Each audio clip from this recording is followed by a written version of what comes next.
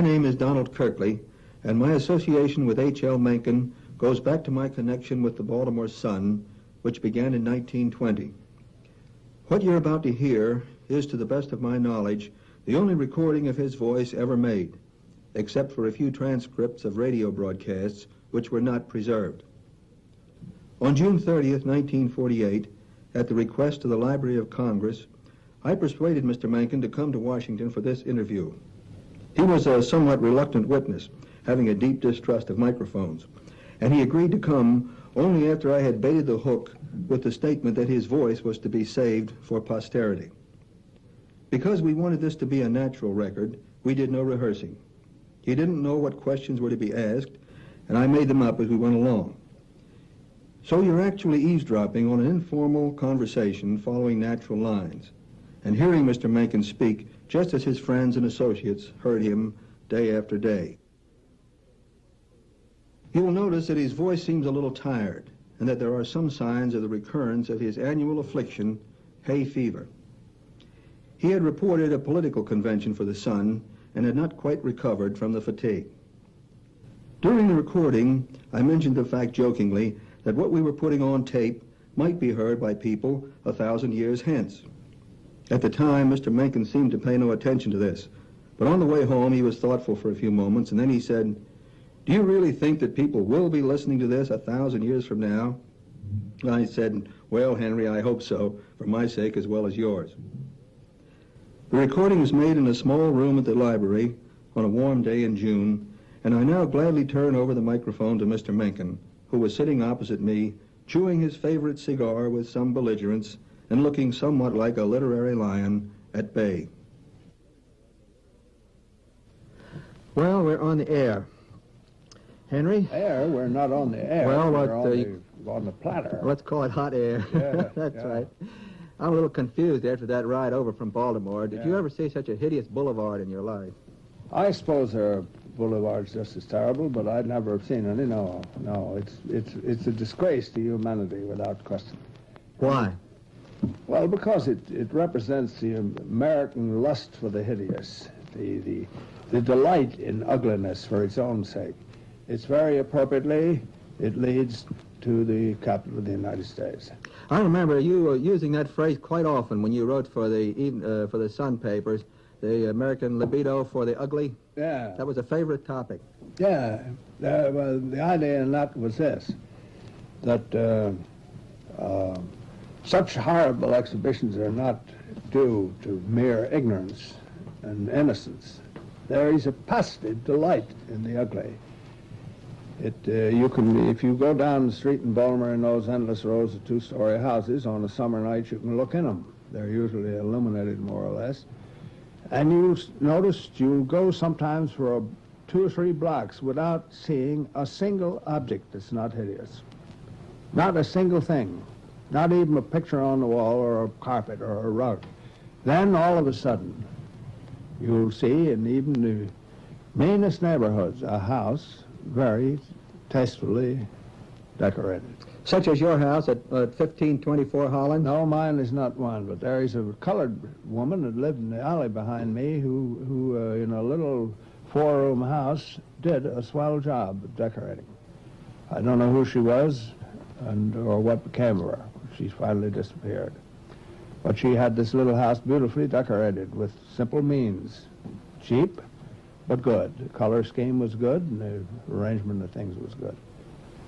Now, what that signifies, I don't know. I haven't decided.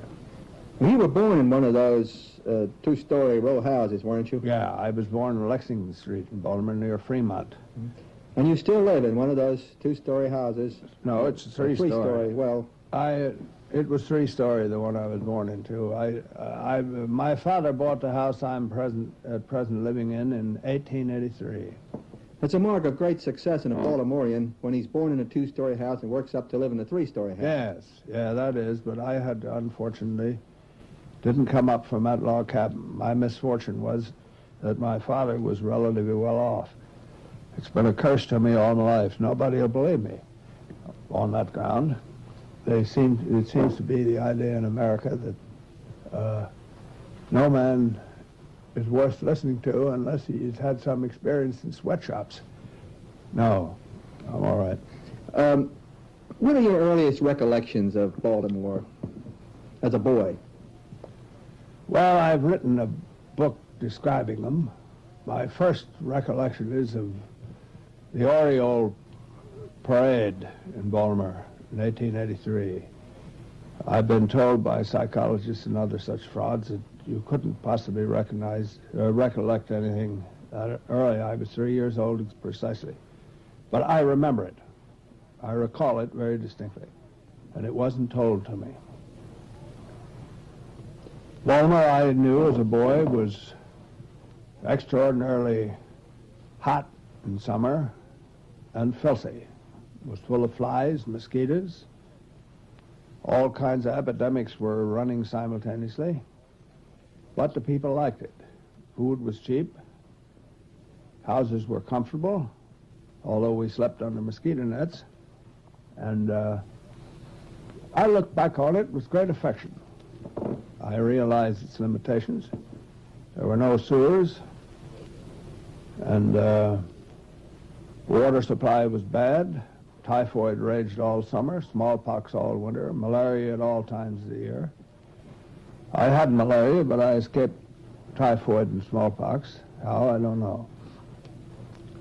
I think I escaped smallpox by a vaccination. The family doctor, old Dr. Wiley, vaccinated me when I was about 2 years old, and the scar was so enormous that it's still big as $50 on my arm, and no vaccination that I've ever had since has taken, as they say. I've been told that that's no proof of anything, but nevertheless, there is a fact. What schools did you go to? I went to a school kept by an old German named Friedrich Knapp, known to Americans as Knapp. The school was down in Halliday Street, where the War Memorial is now. And it was a private school. I went there till I was 12 years old, and then I transferred to Polytechnic. That's a high school. Yeah. I never got beyond the Polytechnic.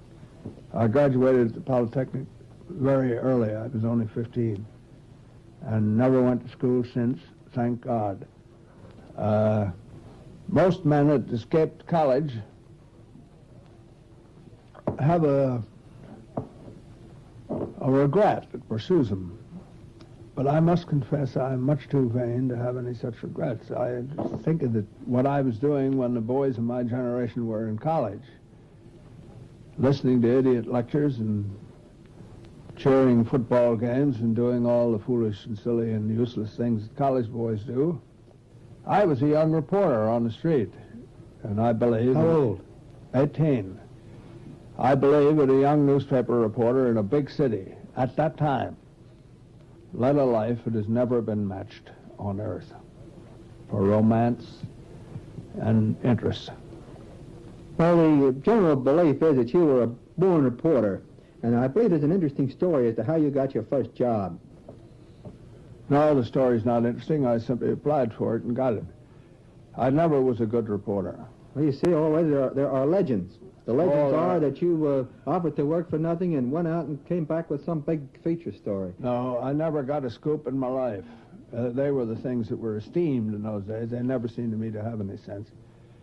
Most scoops were bad stories, and they were always exaggerated and played up in an idiot manner. No, I wasn't a good reporter, except in one sense, that I worked. I was willing to work. I'd never shirked the job. With what papers did you work? I started with the Baltimore Herald, and that was the end of my experience as a reporter, because I became a Sunday editor very early, at 23, and a city editor right afterwards. What paper? Same Herald. Same Herald. And hence, I did very little reporting after the age of 25. In later years, I went back to reporting as a kind of volunteer, but I did only things that were chosen by myself. Well, when did you begin your association with the Sun papers? about 1907, I should say. That's when the Herald blew up. I was then managing editor of the Herald, and the thing blew up under me. And I hear young reporters talking about the hazards of their life. I've been sold down the river 3 times in my life, and every time to my advantage. Well, did you have a definite goal in view at the time you were working as a newspaper man? No. I was so busy I didn't have time to do any thinking. I wrote short stories, and when I was 20, I wrote a short story that attracted the attention of Ellery Sedgwick, later editor of the Atlantic Monthly.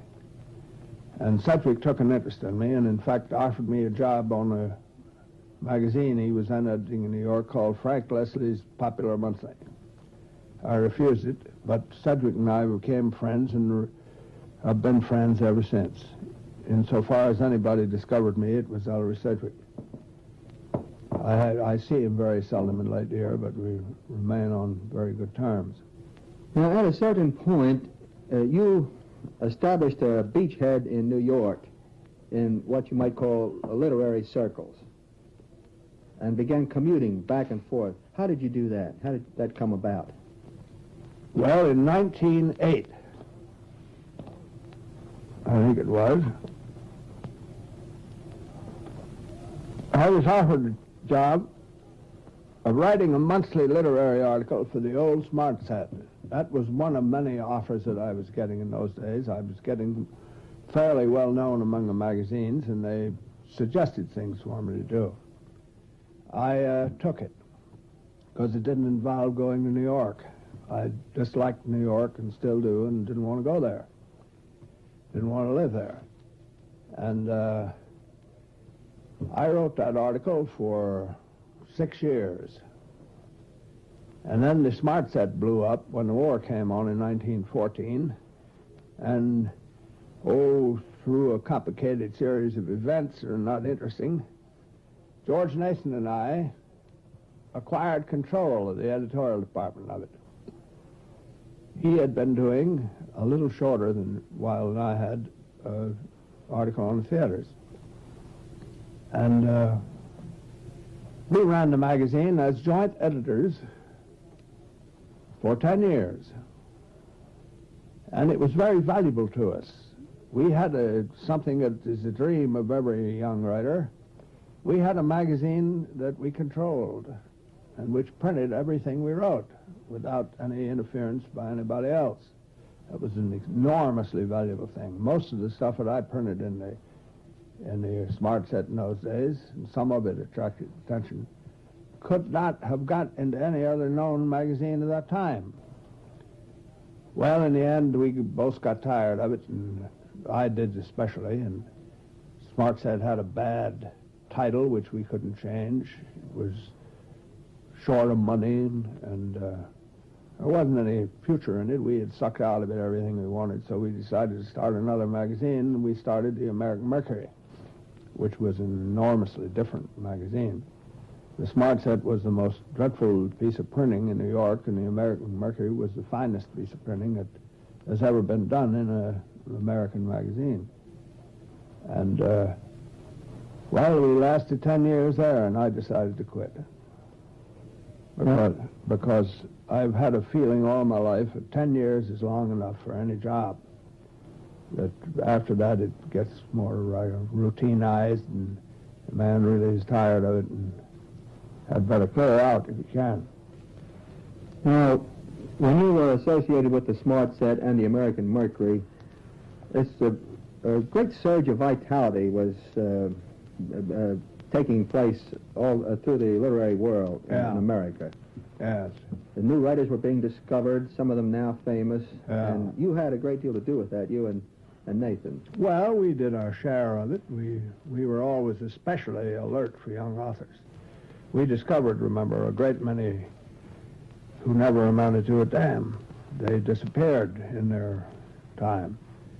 I should say for 10 authors that we hooped along, not one survives today. But among the survivors are some very good men. For instance? Well, I wouldn't like to mention individuals for reasons plain enough. I might forget one who ought to be in the list. You know some of them. Yes. And I must say I was always credited with more part in that than I really deserved. After all, you can't discover an author who is not good in himself. The most your so-called discoverer does is to recognize the fact that the man is good. The man was good anteriorly. And nothing that the editor does helps him. I'm thoroughly convinced that editors don't help authors. Either a man is good or he's bad. And if he's good, he'll bust through in one way or another. If he's bad, no conceivable help will help him. For that reason, I don't believe in teaching writing.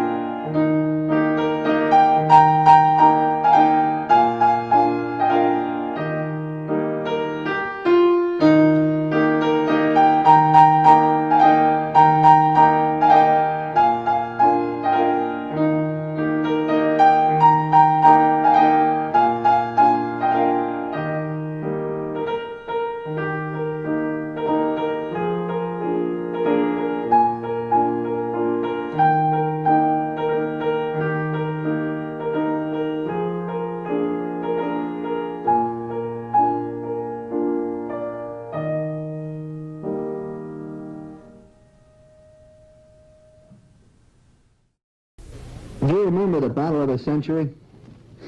The great prize fight in Boyle's 30 acres between Dempsey and Carpentier? Yes, I covered it.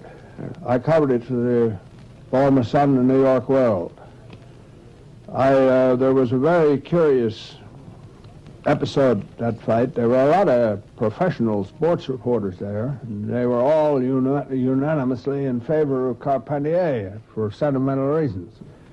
Dempsey, it appeared, had not been a war hero, and Carpentier had.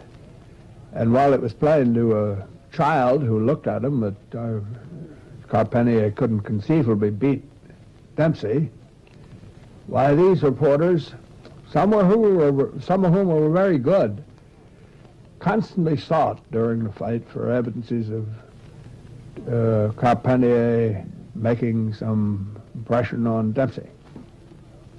And in the 8th round, Carpentier happened to hit Dempsey, who staggered a bit, as a man will when he's caught off his balance. And the stories the next day, some of them, all were to the effect that Carpentier had nearly knocked out Dempsey. Well, I was innocent and ignorant, not being a sporting reporter, and I didn't mention any such episode. I mentioned the fact that he'd been hit him, but reported that he hadn't made any impression on him whatever. This developed into a controversy. And some of the sporting professionals insisted that Dempsey had been staggered. And after the controversy went on for a week or two, it occurred to somebody to go to see Carpentier and Dempsey. And Dempsey's reply was that he hadn't felt the thing at all, and Carpentier's reply was that so far as he knows, he hadn't made any impression on Dempsey whatsoever. That is a wonderful proof, of which are many, that people believe what they want to believe. Now, the feeling against Dempsey at that fight was very bitter. And some of the sporting experts shared it. And another thing that I derived as a moral from the whole episode is this, that so-called experts are just ordinary men at bottom, and that you can't trust them, their judgment in an emotional situation any more than you can trust anybody else's. Well, Dempsey went on, as you know, to live down his reputation as a draft dodger and became one of the most popular men in sports. Later on, I think we should say that in justice to Dempsey. Oh, without has been doubt. a pretty decent and There was nothing wrong with Dempsey. he was badly managed. He was badly managed. I didn't hold anything against him on the ground that he wasn't a war hero. I wasn't myself. But we don't want Dempsey misjudged 1,000 years from now when somebody plays back this record.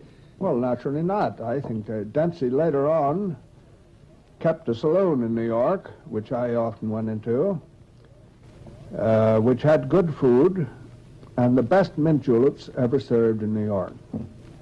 Old Edgar Lee Masters and I used to go in there and always drink a couple of those mint juleps. He charged $1 for them 15 years ago, and they were well worth it.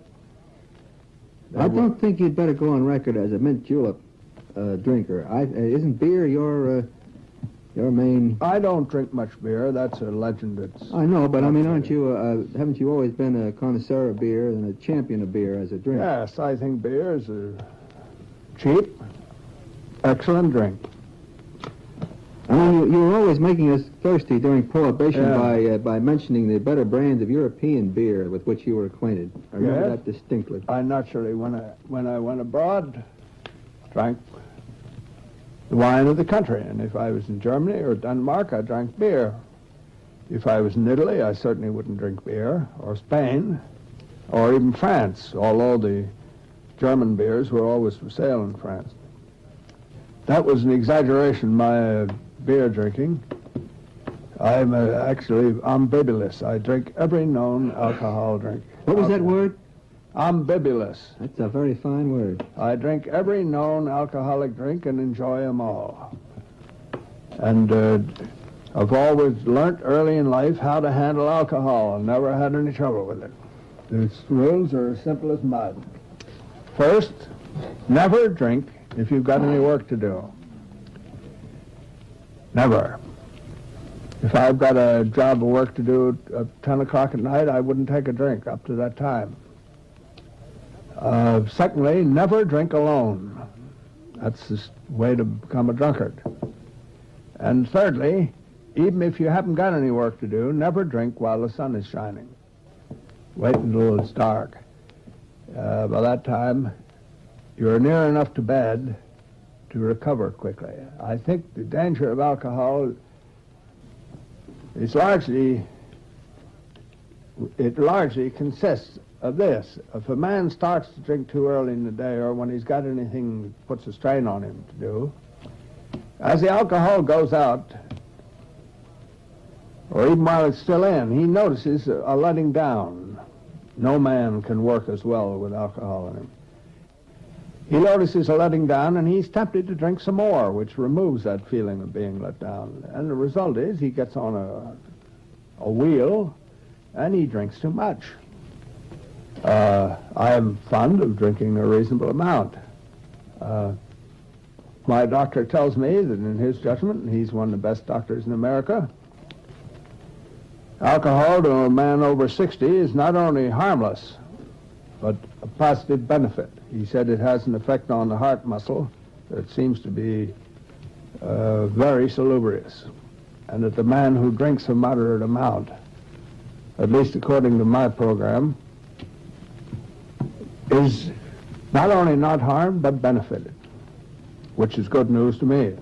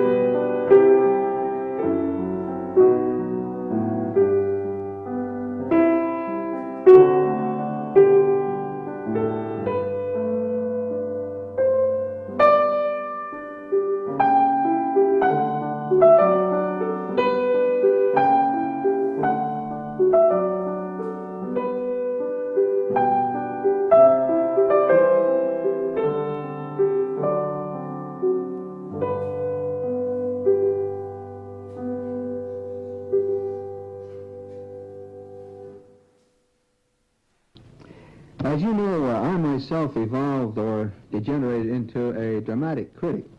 Didn't you? That's what I was going to ask you. Yeah. Weren't you a drama critic at one time? That's true. I was a dramatic critic for, 7 or 8 years. What's more, I was a good one, as I once proved to my old colleague George Nason, who looked on me as a mere amateur, and I dug up some of my old criticisms and showed that I was saying the things 10 years before that all the rest of the boys were saying then. For instance, I was not fooled by the frauds of that era. That was the era of 1905 to 10, say. The country was full of them, all because there were kinds of terrible plays that were being produced and taken seriously, plays by Augustus Thomas and Charles Klein. I always treated them as trash. There were stars at that time who were looked on with reverence by the public. I always treated them as trash. One of the great heroes of the time that I tackled once was Richard Mansfield.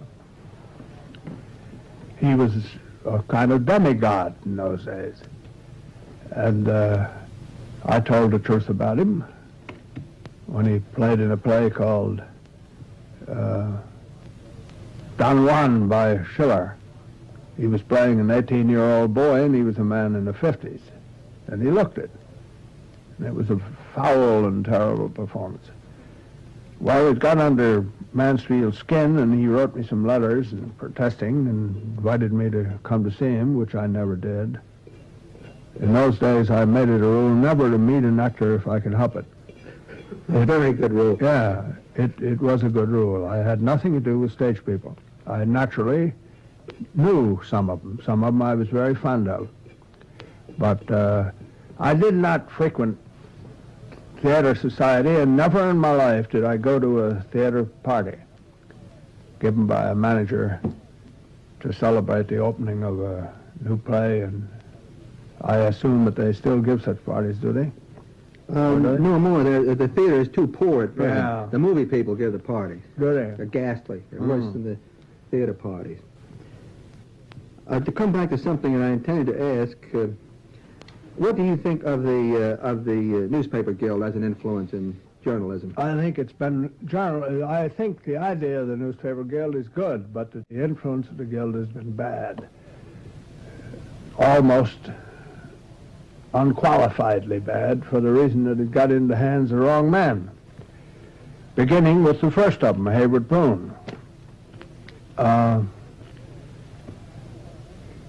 As I said some time ago, I've been sold down the river 3 times in my life. Papers sold or busted under me. It happened that every time, having been born lucky, it was a good thing for me. But I saw and knew intimately many men for whom it was a dreadfully tragic thing. And I always believed that the men on a newspaper, or any group of men, ought to have some machinery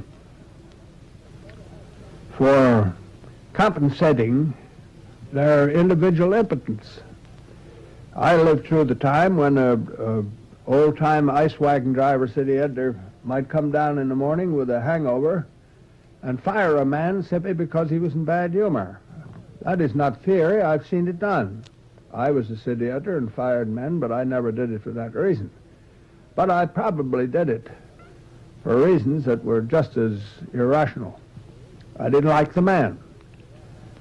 I believe that if a man works for any institution or industry for a given time, for a reasonable time, so that he's settled down into his job, he requires a kind of vested interest in his job. And it ought to be impossible to fire him wantonly and without compensation. All that I'm in favor of. I think that the man as a whole, as a group, can always bargain with the administration better than men alone. I'm in favor of that. But when the guild began to develop, it turned out very quickly that the guild was a conspiracy of the more incompetent and useless men on newspapers, not only against the boss, but also against the good men. That, like any other labor union, it began to be dominated by the selling platers.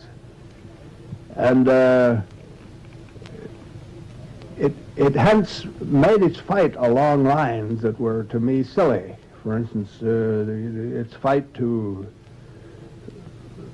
greatly exaggerate and increase the wages of office boys and of all of the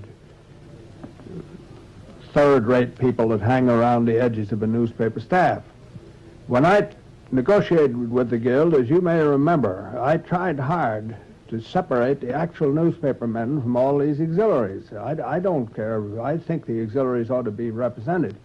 But they ought not dominate the Guild. The newspaper men ought to speak for themselves. I never, as a negotiator for the Sun, objected to any reasonable demand made by the men. I don't know whether you remember that negotiation. I do. But I was always in favor of what the actual good men wanted, including some things that were expensive to the paper or seemed to me a little bit irrational, but nevertheless I think a man is entitled to be a little irrational about himself. But when they began taking in girls who take one ads, telephone operators, and all such people, I washed my hands of it. I don't believe that's a newspaper guild anymore. It's just simply a gang of force-rate employees with the newspaper men as unwilling perfumers. I think the Guild would be very well advised if it sloughed off all of those auxiliaries and went back to being a newspaper guild. It would then be dignified. The bosses would lose 3/4 of their arguments against it.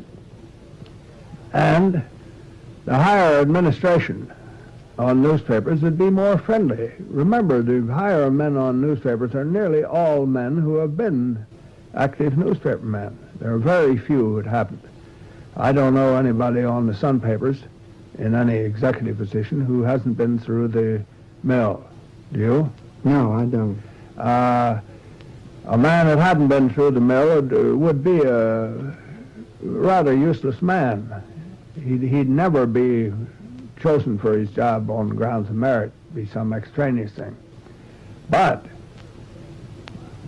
the newspaper guild began making demands, particularly on the weaker papers. They seemed to delight in the fact that they had when they got hold of a weak proprietor who simply was helpless. They had strikes. They tried to ruin the man. And in the end, they did ruin a good many of them. And it's a curious thing that all of the proprietors who were most friendly to him at the start were the men that they picked on for special persecution. For example, Davy Stern in Philadelphia and that fellow in St. Petersburg, Florida, who I don't know him at all. But he reached a point where he could not operate his paper under the demands being made.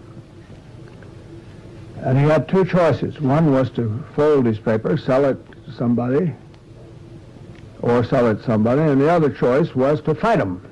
He decided to fight him. He threw out all guilds and unions, although he was a sincere friend of unionism. He found there were a lot of old printers down in Florida who didn't, having tried for a while being retired, they didn't like it. They wanted to get back in the office and get a little ink on them. And he soon had a composing room staff. He found that there were many newspaper men who didn't like the Guild, but who did like working in Florida. Some of them came to see me when I was down there last winter, and they went down. He pays them fairly reasonable wages, and he's got his whole plant run by non-union people, and he's doing very well. And many other proprietors around the country are following suit, and I believe that some big city will make the break soon, and then you will see chaos. The unions will lose all they have gained by long years of work, particularly the typographical union, which was a very high-toned union, as you remember, run by men of intelligence, has lately got in the hands of extreme radicals whose main animating idea seems to be that the boss is a scoundrel, regardless of whether he is or not. That's a kind of a formal assumption that they make. And they're going to make it until someday the boss gets tired of it and throws them all out and keeps them out.